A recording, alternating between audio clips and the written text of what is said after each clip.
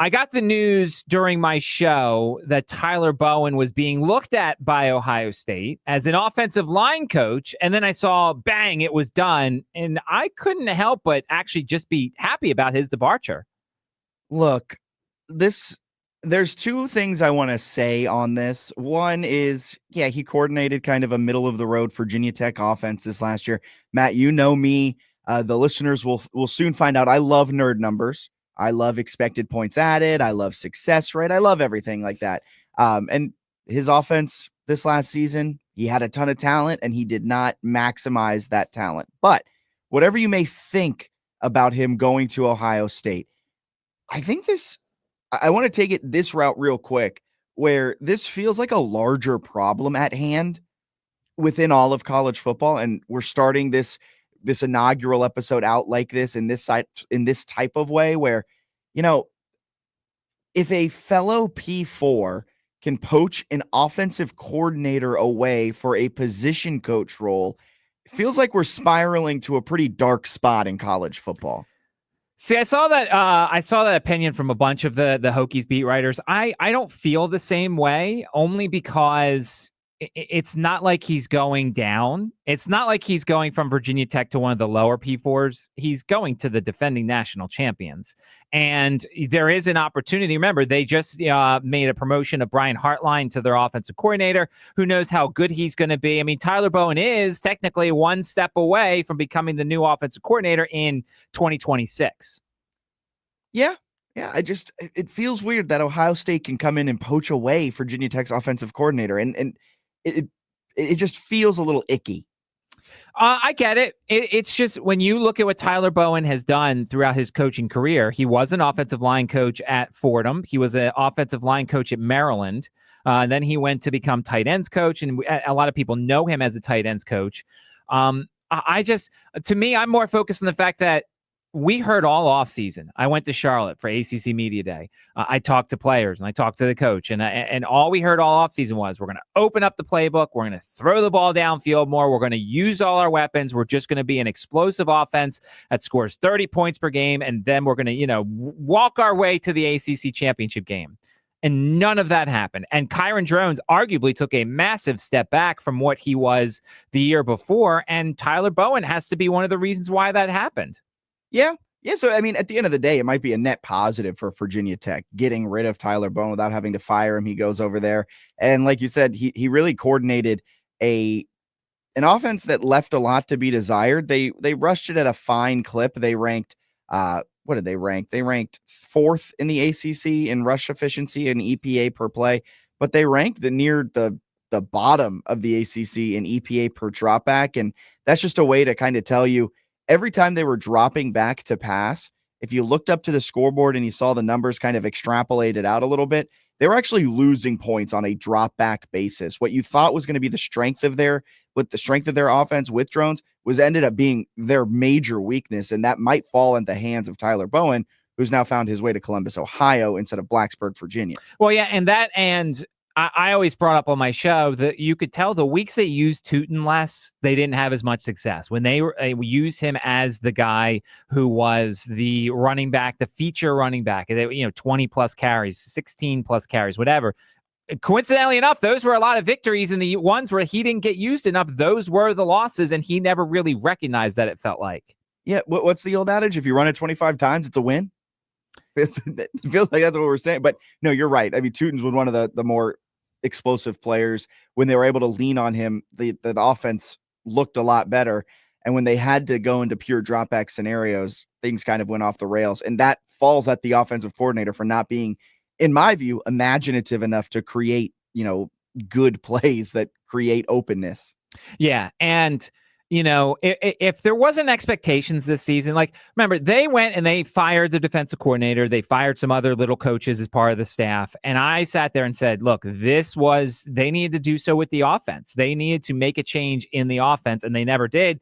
This kind of gives them the opportunity. Now, I know there's going to be people who be like, well, it's tough to replace your DC and your OC in the same offseason, but like, you missed your chance. This coming season, I can't imagine their win total is going to be higher than 6.5 or 7.5. Last year, it should have been the year they took advantage of it. Yeah, I mean, wasn't it reported that they took NIL money from men's basketball to pay for football, and they were supposed to be all in for football in this season where they would have vied for the ACC championship, and they ended up falling on their faces, came up short, didn't look that great. And yeah, you blow it up. Heck, if it didn't take 7 weeks to find a defensive coordinator, now I think they found the right defensive coordinator, and we'll get to that in a little bit. You can let us know your thoughts in the comment section here on YouTube about your thoughts on the hire at defensive coordinator if you like it, and if Tyler Bowen ended up leaving to go to Ohio State. But if it didn't take 7 weeks to hire a defensive coordinator, heck, you may have been able to hire both coordinator positions, but it took you a while to find a new DC, and so it felt like you couldn't afford to lose an offensive coordinator too, because heck, by the time Brent Pry would have ended up making a hire at OC, could have been week 4.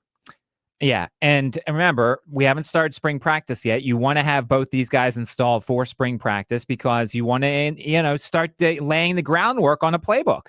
They need to start working on some plays. And, there is that second opening of the transfer portal after spring football. You have to have your offensive coordinator. You have to decide who is going to come in and what kind of style of offense. So that way, if there's people out there you want, you can go out there and get them. If you don't know this sort of thing, then you're going to kind of be left out a little bit. Yeah, for sure. Exactly right. And they weren't, I mean, I don't know if you want to change gears now to go to defensive coordinator on that side of the ball. It felt like it was 7 weeks. They were kind of left out because the guy they were looking to hire was coaching in the national championship, and they ended up being burned by him and not being able to grab him. Feels like they could have been a little bit on the outside looking in for their defensive coordinator hire. What are your thoughts initially on the new DC? Well, let's go back real quick to the OC for a second, because I want to throw some names out there. Because if you're Tech, I think you need to go looking for an explosive offensive coordinator. So let me throw a couple out there. Jason Beck, who was at UVA, was at Syracuse. He was last year at New Mexico. New Mexico had the 4th highest offense. That's right, New Mexico, Bronco Mendenhall's stomping grounds.